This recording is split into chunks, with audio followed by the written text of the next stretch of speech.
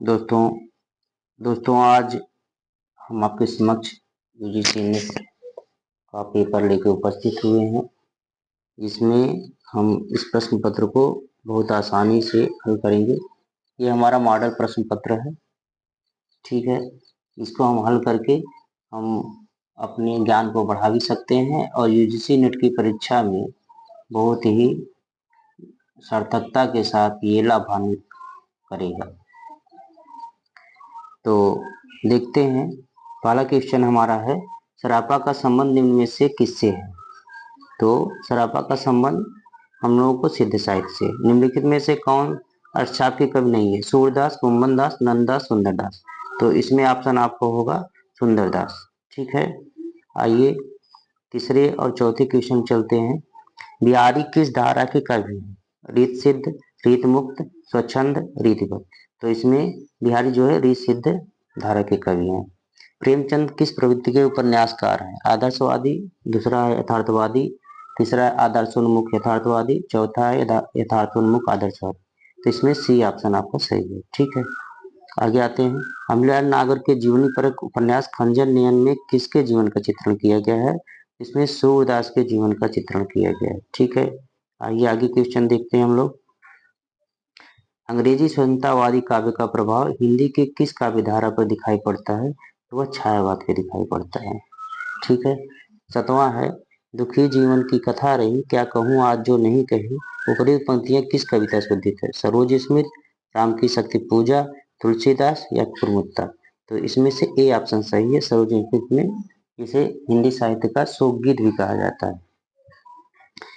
आठवां क्वेश्चन देखते हैं, रस आखेटक के रचनाकार कौन है? तो रस आखेटक के रचनाकार कुबेरनाथ राय जी हैं। अजय प्रसाद द्विवेदी, विद्यानाथ शरद जोशी नहीं है।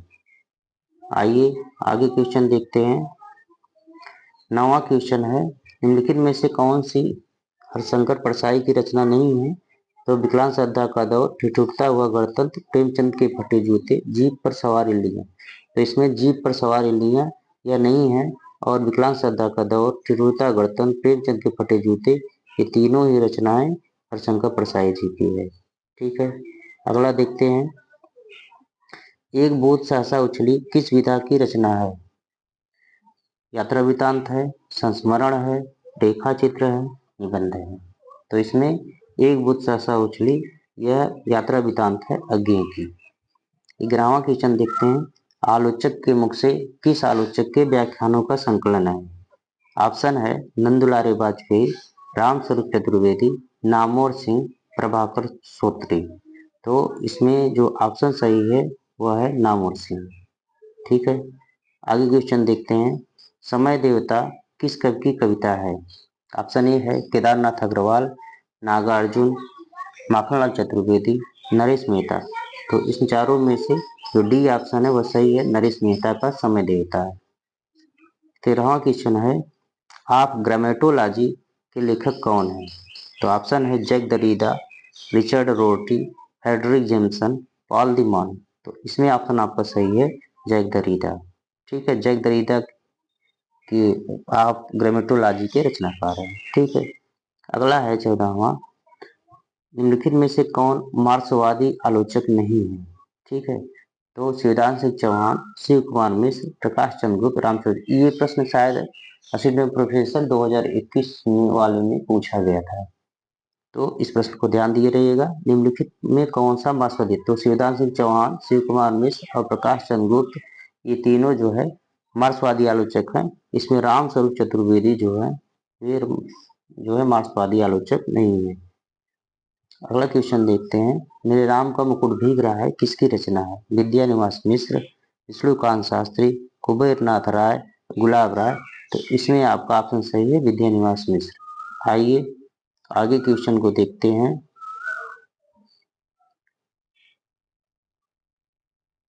आगे है 16वां क्वेश्चन है हमारा। 16वें क्वेश्चन पे आते हैं। 16वां क्वेश्चन है, निम्नलिखित में से कौन सी कृति विजय देवनारायण शाही की है? जायसी, सूरदास, साहित्यालोचन, रसमीमांसा। तो इसमें आपका ऑप्शन सही है जायसी, ठीक है। 17वां देखिए, खड़ी बोली के विकास में फोर्ट विलियम कॉलेज की विशिष्ट का विशिष्ट योगदान है, क्योंकि नंबर 1 ऑप्शन है अंग्रेजों ने खड़ी बोली के विकास को प्रमुखता दी। बी ऑप्शन है खड़ी बोली के प्रशिक्षण से विविध साहित्यिक विधानों में सृजन हुआ। ऑप्शन सी है खड़ी बोली में साहित्यिक लेखन युग की आवश्यकता थी। तो इसमें से ए बी सी ए और बी सही है, सी गलत है। ए और सी सही है, बी गलत है। बी और सी सही है, ए गलत है। सी सही और ए और बी गलत है। ये 4 ऑप्शन है, ठीक है। इन चारों में से जो आपका बी ऑप्शन है, ए और सी दोनों सही है, और जो आपका बी है वह गलत है, ठीक है। तो अंग्रेजों ने खड़ी बोली के विकास में प्रमुखता दी, ये भी सही है। और जो खड़ी बोली के प्रशिक्षण से विविध साहित्यिक विधाओं में सृजन हुआ, खड़ी बोली में साहित्यिक लेखन युग की आवश्यकता थी, तो ये और सी सही है, ये आपका गलत है, ठीक है। तो आइए क्वेश्चन नंबर 18 और 19 को देखते हैं। 18वां क्वेश्चन है ब्रजभाषा में गीतात्मक स्वाभाविक रूप से आ जाती है। तो और बी इसका है कारक कथन कारक के रूप में ब्रजभाषा में परुख वर्णों का अभाव है, ठीक है। परुख मतलब कठोर वर्णों का अभाव है। तो ए जो है वह आंशिक रूप से सही है, और जो बी है वह मतलब गलत है। तो इसमें जो ऑप्शन है बी, ए आंशिक सही है और बी सही है, ये आपका ऑप्शन सही होगा, ठीक है। अगला क्वेश्चन है 19, नई कविता में नए मनुष्य की प्रतिष्ठा हुई है, ये बात भी सही है। नई कविता में व्यक्त मनुष्य का द्वंद्व अंशतः आयातित है, तो ये दोनों ऑप्शन सही है, इसलिए बी ऑप्शन सही होगा। आगे देखते हैं क्वेश्चन नंबर 20 पे आते हैं। 20 है छायावाद की निम्नलिखित विशेषताएं हैं। नंबर 1 है आत्मानुभूति की अभिव्यक्ति, साम्राज्यवाद के प्रति विद्रोह, सौंदर्य के प्रति अत्यधिक आकर्षण, छायावाद रहस्यवाद का पर्याय है, ठीक है। तो इसमें कौन सा ऑप्शन सही होगा? इसमें छायावाद आत्मानुभूति की अभिव्यक्ति भी है, ये भी ऑप्शन आपका सही है। साम्राज्यवाद के प्रति विद्रोह है, ये भी आपका सही है, ठीक है। और सौंदर्य के प्रति अत्यधिक आकर्षण, आंशिक छायावाद रहस्यवाद का पर्याय है। तो इसमें आंशिक रूप से थोड़े थोड़े मिलाकर के सभी सही है, इसलिए ऑप्शन नंबर क्या है? डी आपका सही होगा, ये ऑप्शन नंबर डी आपका सही है, ठीक है। आइए क्वेश्चन देखते हैं। क्वेश्चन नंबर है 21। क्वेश्चन नंबर 21 क्या है? क्वेश्चन नंबर 21, निम्नलिखित इतिहास ग्रंथों का काल क्रमानुसार सही क्रम क्या होगा? तो इसमें जो ऑप्शन है सबसे पहले है मिश्रबंध, ये आपका है पहले मिश्रबंध होगा। हिंदी साहित्य का इतिहास 29 में हिंदी साहित्य की भूमिका, हिंदी साहित्य कालक्रम इतिहास, तो ये आपका डी ऑप्शन आपका सही है, ठीक है। आइए क्वेश्चन नंबर 22 देखते हैं। 22 क्या है? 22 है क्वेश्चन नंबर 22 है गोस्वामी तुलसीदास की रचनाओं का सही क्रम। गोस्वामी तुलसीदास की रचनाओं का सही क्रम, इसमें आपका दोहावली पहले हो जाएगा, गीतावली, रामचरितमानस, इसके बाद विनय पत्रिका, ठीक है। क्वेश्चन नंबर 23 देखते हैं। क्वेश्चन नंबर 23 है जन्मतिथि की दृष्टि से द्विवेदी योगिन कवियों का सही क्रम कौन सा है? तो इसमें जो आपका ऑप्शन होगा वह ऑप्शन होगा ए, सबसे पहले श्रीधर पाठक, अयोध्या सिंह उपाध्याय, फिर मैथिली शरण गुप्त, फिर रामदेव त्रिपाठी, ठीक है। आइए क्वेश्चन नंबर 24 देखते हैं। 24 में है आधुनिक हिंदी की निम्नलिखित कृतियों का प्रकाशन काल की दृष्टि से सही अनुक्रम क्या है, ठीक है। तो इसमें आपका ऑप्शन हो जाएगा, 4 ऑप्शन दिए हैं, आत्मजयी, कनुप्रिया, उर्वशी, यशोधरा, कनुप्रिया, उर्वशी, आत्मजयी, यशोधरा, उर्वशी, कनुप्रिया, यशोधरा, आत्मजयी, यशोधरा, उर्वशी, कनुप्रिया, आत्मजयी। तो इसमें जो आपका ये डी वाला ऑप्शन जो है यशोधरा, उर्वशी, कनुप्रिया, आत्मजयी, ये आपका सही है, ठीक है। आइए हम लोग आगे चलते हैं। अगला क्वेश्चन होगा 25 नंबर पे। 25 नंबर क्वेश्चन को देखते हैं। 25 नंबर क्वेश्चन हमारा निम्नलिखित पाश्चात्य समीक्षकों का जन्म की दृष्टि से सही अनुक्रम क्या है? तो सही अनुक्रम में देखते हैं अरस्तु, प्लेटो, लोंजाइनस, कॉलरिज। दूसरा ऑप्शन है प्लेटो, अरस्तु, लोंजाइनस, कॉलरिज। तो ये ऑप्शन आपका सही है, प्लेटो, अरस्तु, लोंजाइनस और कॉलरिज, सबसे पहले प्लेटो, फिर अरस्तु, फिर लोंजाइनस, फिर कॉलरिज। ठीक है। प्रकाशन वर्ष की दृष्टि से निम्न पत्रिकाओं का सही क्रम क्या है? कवचन सुधा, सरस्वती, चाँद और हंस। सरस्वती, हंस, चाँद, कवचन सुधा। हंस, चाँद, कवचन सुधा और सरस्वती।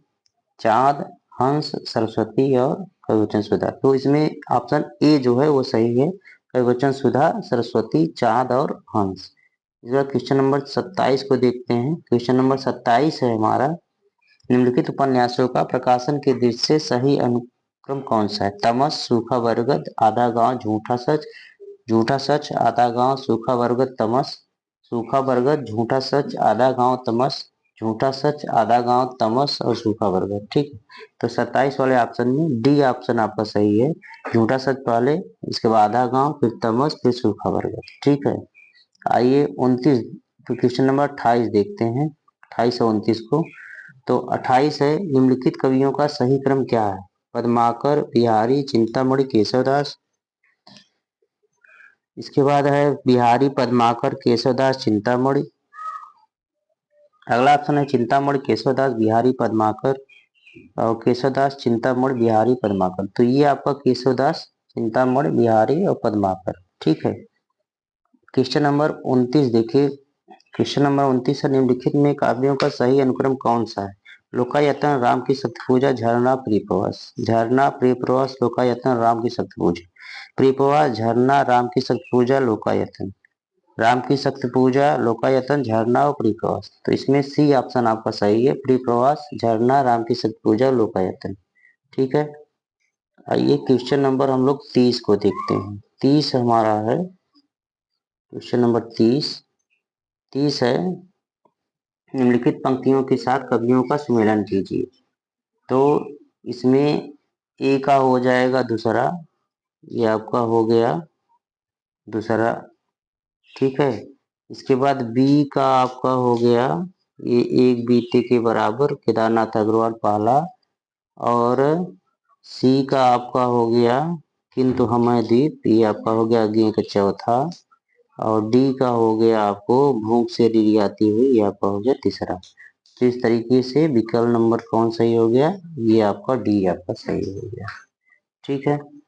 आइए 31 पे आते हैं। क्वेश्चन नंबर 31, क्वेश्चन नंबर 31 हमारा है, 31 है, निम्नलिखित संपादकों को उनकी पत्रिकाओं के साथ सुमेलित कीजिए। श्याम सुंदर सेन, राजा लक्ष्मण सिंह और भारतेंद्र हरिश्चंद्र और बद्रीनाथ चौधरी प्रेमचंद। तो इसमें आपका श्याम सुंदर दास का ए का दूसरा समाचार सुधा वर्षण। राजा लक्ष्मण सिंह का है प्रजा हितैषी। और सी का भारतेंदु कवि वचन सुधा। और डी आपका हो गया ये बद्रीनाथ चौधरी प्रेमचंद का आनंद कादम्बरी। ठीक है। तो इस तरीके से ए का दूसरा और बी का आपका हो गया चौथा। ठीक है। तो ये विकल्प नंबर ए सही हो गया। ठीक। आइए आगे देखते हैं। क्वेश्चन नंबर 32 है। 32 में यह है कि निम्नलिखित पत्रिकाओं को उनके प्रकाशन वर्ष का सुमेलित कीजिए। सार सुधा निधि का होगा एक ऑप्शन नंबर 3, सार सुधा निधि का ये 1879। और बंगदूत का है, ये आपका हो गया 1829। और भारत मित्र आपका हुआ था, भारत मित्र का सन है 1877। और हंस का जो सन है वह आपका है 1930। तो इस तरीके से विकल्प नंबर आपका डी सही हो गया। ठीक है। आइए आगे देखते हैं। ठीक। आगे देखेंगे क्वेश्चन नंबर आपका 33 है। क्वेश्चन नंबर 33 है, निम्नलिखित आलोचनात्मक कृतियों को उनके लेखकों के साथ सुमेलित कीजिए। ठीक है। दूसरी परंपरा की खोज, आपको पता ही है, ये नामवर सिंह का है। इसके बाद बी का जो नए साहित्य का सौंदर्य शास्त्र है वो गजानन माधव मुक्तिबोध का है। और हिंदी साहित्य का जो आदिकाल है ये आपको पता ही है, हजार प्रसाद द्विवेदी का है। और नया साहित्य नए प्रश्न जो है वो नंदलाल वाजपेयी का। तो इस तरीके से ऑप्शन नंबर ए आपका सही हो गया। ठीक है, ए ऑप्शन आपका सही है। ठीक, आइए क्वेश्चन नंबर देखते हैं 34। 34 है, निम्नलिखित कथनों को उनके लेखकों के साथ सुमेलित कीजिए। करुणा दुखात्मक वर्ग में आने वाला मनोविकार है। तो ए का ऑप्शन है ये आपका, ये करुणा से लिया गया है, रामचंद्र शुक्ल। मनुष्य की श्रेष्ठ साधनाएं ही संस्कृत हैं, ये बी ऑप्शन हो गया आपका, हजार प्रसाद द्विवेदी। और ये छायावाद स्थूल के प्रति सूक्ष्म का विद्रोह बहुत इंपॉर्टेंट है, डॉक्टर नगेंद्र का है।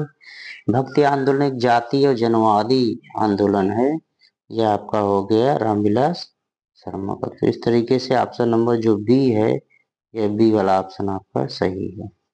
ठीक है, आगे देखते हैं क्वेश्चन नंबर आपका अब हो गया ये 35। 35 देखते हैं हम लोग। 35, निम्नलिखित कृतियों को उनकी विधा के साथ सुमेलित कीजिए। लहरों के राजहंस, ठीक है, लहरों के राजहंस पता है आपको, ये आपका नाटक है। ठीक है, इसके बाद आधा गांव, ये आपका उपन्यास है। ठीक, तो ये ऑप्शन हो गया इनके साथ, आधा गांव हो गया पांचवा। तुम चंदन हम पानी, ये आपका है निबंध। और मुर्दहिया जो है यह है तुलसी राम की आत्मकथा। ठीक है, तो इस तरीके से ऑप्शन नंबर डी आपका सही हुआ। आगे देखिए क्वेश्चन नंबर 36 है, निम्नलिखित उपन्यासों को उनके पात्रों के साथ सुमेलित कीजिए। गबन का जो है ये गबन जालपा में जो नायिका है वह जालपा है, गबन का जालपा। नदी के द्वीप में बी का आपका है भुवन। और महिला आंचल में आपको डॉक्टर प्रसाद मिल जाएंगे। ठीक है, बाणभट्ट की आत्मकथा ये आपका मृणाल। बाणभट्ट की आत्मकथा में डी ऑप्शन, ये तो नदी के द्वीप भुवन तक है, ये भुवन का है। और ये बाणभट्ट की आत्मकथा निपुणिका। ठीक है, तो इस तरीके से ऑप्शन नंबर ए आपका सही हो गया। ठीक, इसके बाद देखिएगा क्वेश्चन नंबर 37 है, निम्नलिखित पात्रों को नाटकों के साथ सुमेलित कीजिए। सिंगरण, युत्स, जुनेजा और दक्ष। अब इसका ऑप्शन ये होगा कि सी, ए का तीसरा है, ए का आपको ये तीसरा सिंगरण जो है ये आपको मिल जाएंगी चंद्रगुप्त में तीसरे में। और इसके बाद युत्स जो है अंधा युग में। ठीक है, और जो जुनेजा हैं वो आधे अधूरे में। और उसके बाद डी का आपका दक्ष जो है एक कंठ विस्पाई में। तो इस तरीके से ऑप्शन नंबर आपका सी सही हो गया। ठीक है, सी ऑप्शन आपका सही है। ठीक, आगे देखते हैं क्वेश्चन नंबर हम लोग देखेंगे 38 ना। 38 क्वेश्चन नंबर में है, निम्नलिखित आचार्यों को उनके सिद्धांतों के साथ सुमेलित कीजिए। ठीक है, तो निम्नलिखित आचार्यों को उनके सिद्धांतों के साथ सुमेलित करना है। तो भट्ट लोल्लट का स्फोटवाद, शंकुक का अभिव्यक्तिवाद लिखा है। तो इसको हम क्रम में करते हैं। तो इसमें जो भट्ट लोल्लट का है वह है आरोपवाद। शंकुक का जो है वह है अनुमितवाद। और अभिनव गुप्त का है अव्यक्तिवाद। और भट्टनायक का जो है वो है भुक्तिवाद। ठीक है, इस तरीके से ऑप्शन नंबर ए सही है। आइए 39 देखते हैं। निम्नलिखित आचार्यों को उनके कालखंड के साथ सम्मिलित कीजिए। भामह का हो जाएगा ये 6ठी शताब्दी, और क्षेमेंद्र का आपका हो जाएगा 11वीं शताब्दी, विश्वनाथ का हो जाएगा आपका 14वीं शताब्दी, और पंडित राज जगन्नाथ का हो जाएगा आपको 17वीं शताब्दी। ठीक है, आगे देखते हैं 40। किसी व्यक्ति का लोभ उस व्यक्ति से केवल बाह्य संपर्क रखकर ही तुष्ट नहीं हो सकता है। स्थापना और तर्क है, उसके हृदय का संपर्क भी चाहता है। ठीक है, सही बात है। लोभ प्रेम का मूल है, ये तर्क इनका गलत है। तो मेरे हिसाब से ये आपका आंसर है ए सही है और आर गलत है। ठीक है, आइए और आगे स्थापना और तर्क के क्वेश्चन देखते हैं। भरत मुनि के अनुसार अस्थाई भाव ही रस रूप में परिणित होता है। सही बात है। इसके तर्क दिया गया है कि उनके प्रसिद्ध रस सूत्र में स्थाई भाव का स्पष्ट उल्लेख है। तो ए सही है। ठीक है, आर आपका गलत है। ठीक, तो इसमें आपका बी ऑप्शन सही है। जो आपका बी ऑप्शन है वो सही है। 42 देखिएगा। बिनु पग चले सुनय बिनु काना असंगत अलंकार का उदाहरण है। ठीक, और असंगत अलंकार में कारण के बिना कार्य होता है। तो यहाँ पर आप देखेंगे ये असंगत में संगत नहीं होती, ये विभावना अलंकार का है। तो इसमें ए भी गलत है और आर भी गलत है। तो ये ठीक है। थोड़ा देखिएगा क्वेश्चन नंबर 43। 43 है, भाषा वैज्ञानिकों के दृष्टि में हिंदी और उर्दू अलग अलग भाषाएं हैं। तर्क है उनका व्याकरण एक ही है। तो भाषा वैज्ञानिकों का व्याकरण एक ही है, ये तो सही है। लेकिन भाषा वैज्ञानिक दृष्टि में हिंदी और उर्दू अलग अलग भाषाएं हैं। ये आपका ये इन्हीं से निकली हुई भाषा है। तो ये ए गलत होगा, आर आपका सही। ठीक है ना। तो स्थापना की इसमें स्थापना और तर्क में क्या होता है कि स्थापना के संदर्भ में ही तर्क का परिपेक्ष हो तो सही माना जाता है। तो इसमें आपका ऑप्शन जो है वो सी जो है सही है। ठीक है, 44वां देखिए। स्थापना मैथिली संविधान की 8वीं अनुसूची में शामिल भाषा है। ये आपका 8वीं अनुसूची में शामिल भाषा है। इसके शामिल होने से हिंदी भाषियों की संख्या में वृद्धि हुई है। तो ऐसा आप नहीं कर सकते हैं। तो मैथिली संविधान के 8वीं अनुसूची में शामिल है, ये बात सही है। लेकिन इसके शामिल होने से हिंदी भाषियों की वृद्धि हुई है, क्योंकि मैथिली है तो हिंदी भाषियों की वृद्धि की जो इन्होंने तर्क दिया है वह गलत है। अतः इसमें जो ऑप्शन सही है वह ऑप्शन आपका कौन सा है, और डी ऑप्शन सही है। ठीक है, आइए हम लोग आगे क्वेश्चन देखते हैं। क्वेश्चन नंबर है आपका